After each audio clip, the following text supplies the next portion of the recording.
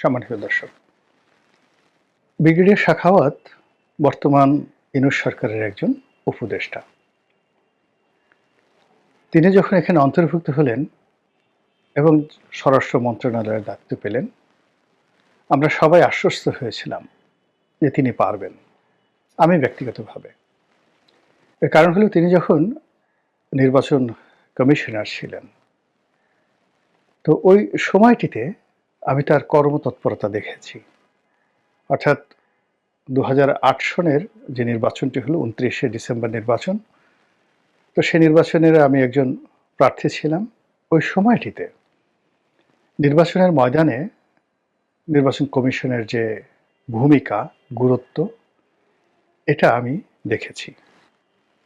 পরবর্তীতে আমি যখন সংসদ সদস্য হলাম, ধরুন 2009 থেকে 2010 পর্যন্ত, এই সময়টিতে যে স্থানীয় সরকার নির্বাচন হয়েছে, সেই স্থানীয় সরকার নির্বাচনে নির্বাচন কমিশনের ভূমিকা, বিশেষ করে সাখাওয়াত সাহেবের ভূমিকা কতটা গুরুত্বপূর্ণ ছিল, এটি যারা চাক্ষুষ দেখেছেন কেবলমাত্র তারাই বলতে পারবেন। তিনি সারা বাংলাদেশে ঘুরে বেরিয়েছেন এবং প্রতিটি উপজেলাতে গিয়ে তিনি একটা নির্বাচন কমিশনের সার্ভার তৈরি করে ফেলেছিলেন এবং তিনি আমার গলাচিপাতে গিয়েছিলেন। গলাচিপাতে গিয়েছিলেন, আমি তখন ডাকবাংলোতে ছিলাম এবং দেখুন উনি ডাকবাংলোতে আমার সাথে ওনার খুবই ভালো সম্পর্ক, কিন্তু একজন সংসদ সদস্যের সাথে ওনার নির্বাচনী এলাকাতে তার পরিচয় হোক, কথা হোক, একসাথে বসুক, এজন্য তিনি সেই ডাকবাংলার ধারের কাছেও আসেননি। উনি জাস্ট ঝড়ের গতিতে, আমি যেহেতু গলাচিপাতে ছিলাম এজন্য গলাচিপাতে আমার সঙ্গে যেন ওনার দেখা না হয়, এই জন্য ঝড়ের গতিতে তিনি সেখান থেকে 10 মিনিটে চলে গিয়েছিলেন। এই গেল, মানে নর্মালি ধরুন নির্বাচনের পরে একজন সংসদ সদস্যের যে ক্ষমতা থাকে, দাপট থাকে, এবং তাও ঠিক শেখ হাসিনার খুবই ঘনিষ্ঠজন হিসেবে, সেখানে একজন নির্বাচন কমিশনার, বাংলাদেশের যে ট্র্যাডিশন বা নির্বাচন কমিশনার সচিব একজন এমপির সঙ্গে খাতির জমানোর চেষ্টা করে সঙ্গতির কারণে, কিন্তু খাতির তো দূরের কথা, তিনি মানে আমার সাক্ষাৎ থেকে দূরে থাকার জন্য তিনি সেখান থেকে গলাচিপা থেকে চলে গেলেন, না খেয়ে, দুপুরে খানো নাই। এরপরে ওনার ক্ষমতাটা কোন পর্যায়ে ছিল তার দুটো উদাহরণ দিই, তিনটা উদাহরণ দিই। প্রথম উদাহরণটা হলো যখন মেয়র মহিউদ্দিন সাহেবের ইলেকশনটা হলো, চট্টগ্রাম সিটি কর্পোরেশন নির্বাচন।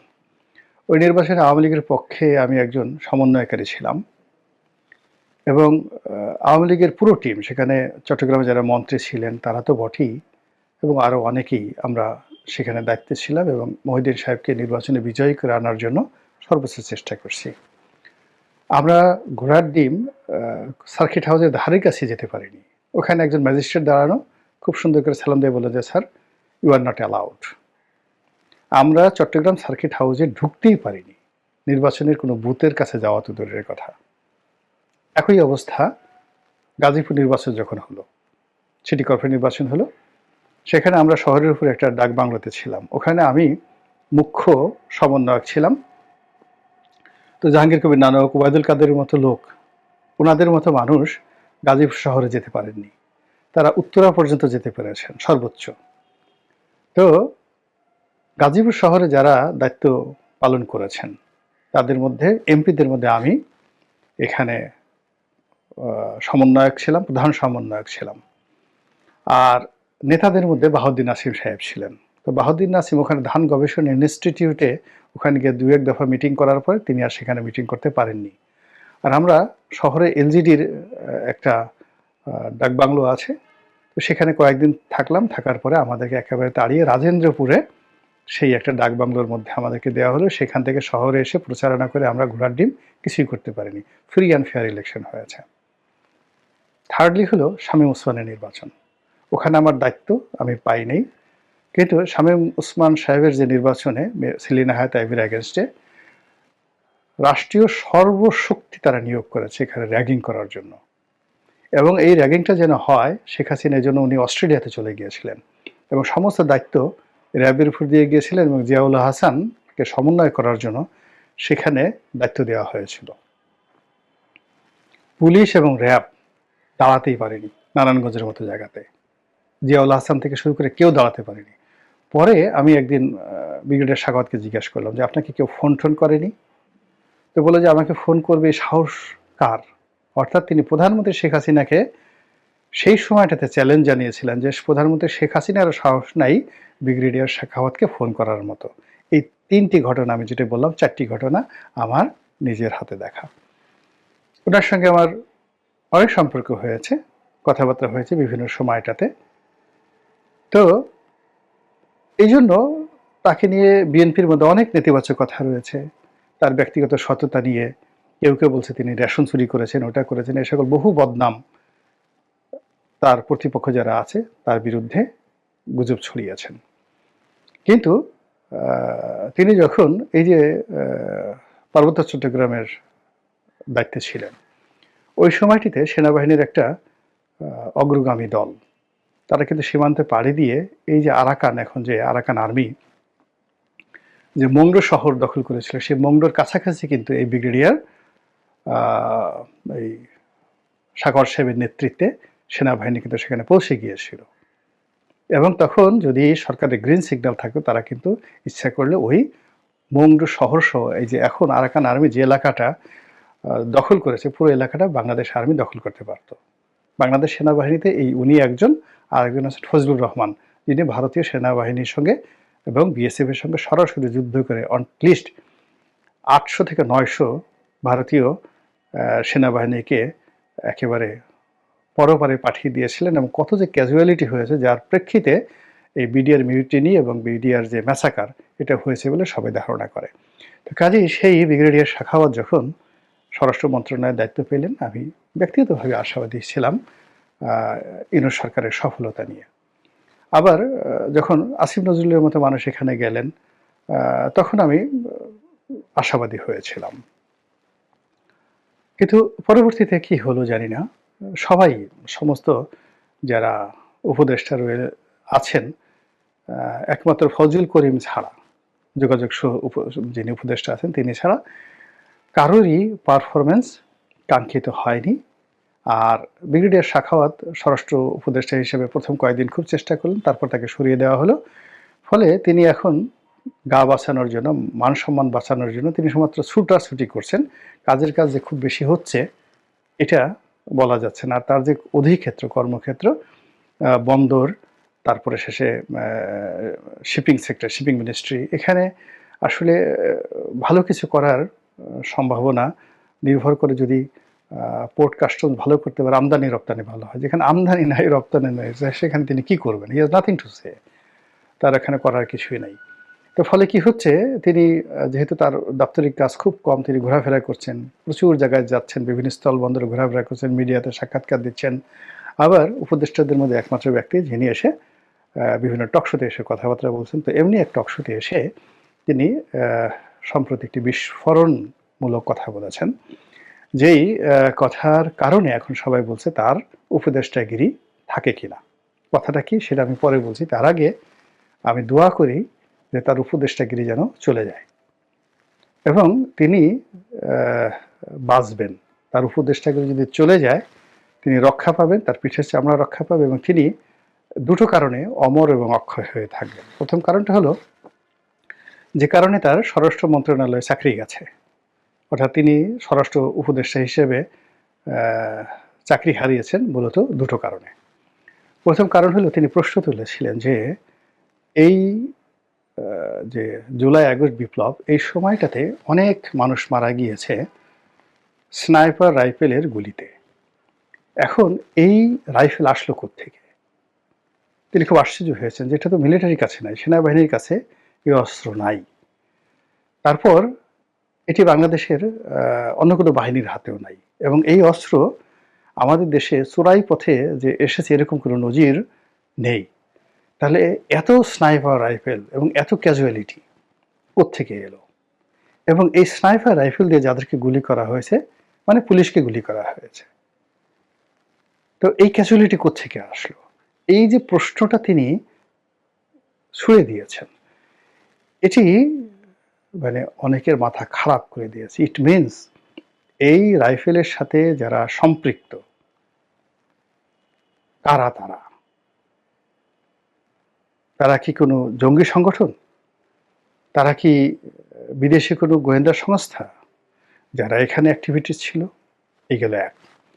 ২ নম্বর হলো তিনি আওয়ামী লীগের রাজনীতি করা নিয়ে কথা বলেছেন যে ঠিক আছে আপনি শেখ হাসিনাকে তিনি তির্যকভাবে বলেছেন। তিনি ওখানে বসে, বসে বড়, বড় কথা বলছেন।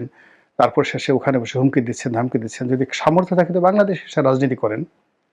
এই কথার মধ্যে কোনো ত্রুটি নেই। কিন্তু এই দুটো কথার জন্য তাকে সরিয়ে দিতে হয়েছে। আসলে দুটো কথাই তাকে ইতিহাসে অমর করে রাখবে। আর এখন যেটা নিয়ে বিতর্ক হচ্ছে সেটি হলো বাংলাদেশের দুজন লোক সালমান এফ রহমান এবং আনিসুল হক, তাদেরকে যেভাবে গ্রেপ্তার করা হয়েছে, সালমান রহমানের দাড়ি শেভ করে ফেলা হয়েছে। এখন বলা হচ্ছে যে সালমান পালানোর জন্য তিনি দাড়ি শেভ করেছেন। এ কথা কিয়ামত হইলেও সাধারণ বুদ্ধিমান মানুষ কেউ বিশ্বাস করবে না। তাহলে চিন্তা করুন যে সালমান এফ রহমানকে গ্রেপ্তার করা হয়েছে, তার তখন মুখে দাড়ি ছিল না, এক।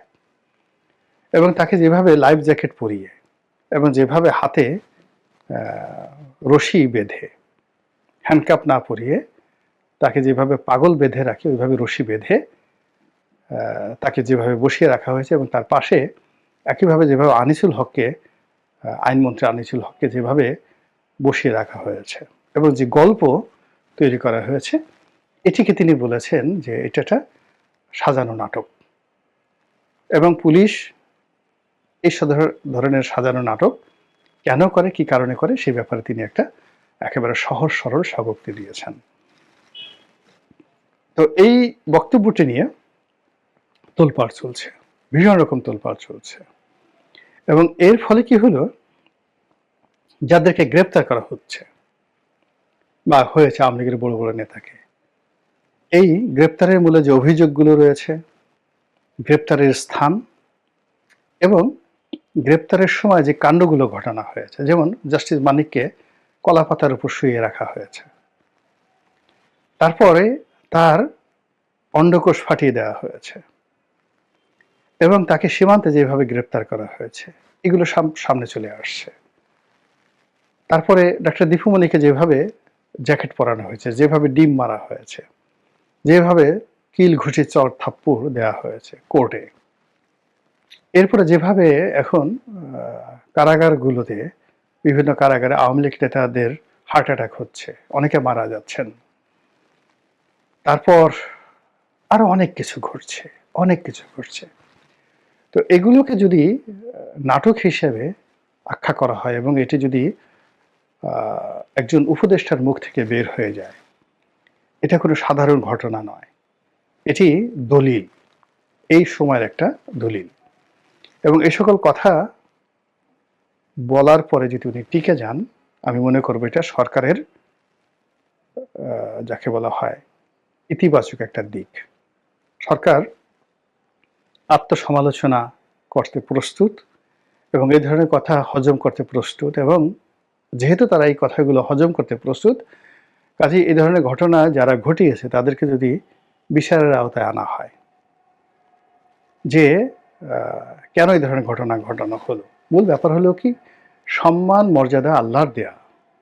যে মানুষ অন্যায় করে শাস্তি সে পেয়ে যায়, কিন্তু কাউকে আরো ছোট করার জন্য, এই যে আমাদের দেশে শেখ হাসিনার জমানাতে যে ঘটনা ঘটানো হলো, আপনি ধরুন ওই যে একজন লোককে, সেই করোনা শাহেদ নামে যাকে অভিহিত করা হলো, তাকে ধরা হলো, এই র্যাবের লোকজন তাকে হেলিকপ্টার করে নিয়ে গেল দুর্গম অঞ্চলে, তারপর তাকে একটা স্যান্ডেল পরানো হলো, একটা বোরকা পরানো হলো, তার কোমরে একটা পিস্তল তাকে গুজে দেওয়া হলো, এরপর তাকে একটা নৌকার সামনে গিয়ে তাকে একটা ছবি তোলা হলো এবং সে অবৈধ অস্ত্র পিস্তল কোমরে বেঁধে বোরকা পরে সে নৌকা করে পালাচ্ছিল।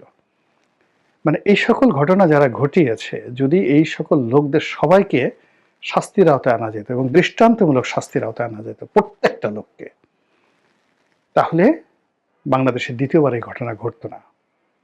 আবার ওই যে নারায়ণগঞ্জে যে 7 মার্ডার হলো, সেই 7 মার্ডারের সাথে যারা জড়িত তাদেরকে যদি দৃষ্টান্তমূলক শাস্তির আওতায় আনা হতো, তাহলে এরকম ঘটনা ঘটতো না।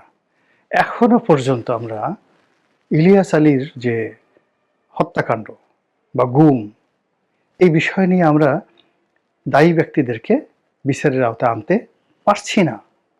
এটাই হলো বাস্তবতা। তো সেখানে সালমান এফ রহমান বা আনিসুল হক সাহেবের মতো মানুষদেরকে এইভাবে ধরে, যাদের বাংলাদেশে শত বছরের ইতিহাস আছে, ঐতিহ্য আছে, সঙ্গে সঙ্গে তাদের অপকর্ম আছে, তো সেই অপকর্ম আপনি যদি বলতে চান, তাহলে তাদেরকে ধরে এনে গণপিটুনি দিয়ে মেরে ফেলেন, ক্রস ফায়ারে দিয়ে দেন, কিন্তু পাবলিকলি আপনি মব জাস্টিস করবেন, এটা তো কোনো অবস্থাতেই সমর্থনযোগ্য নয়।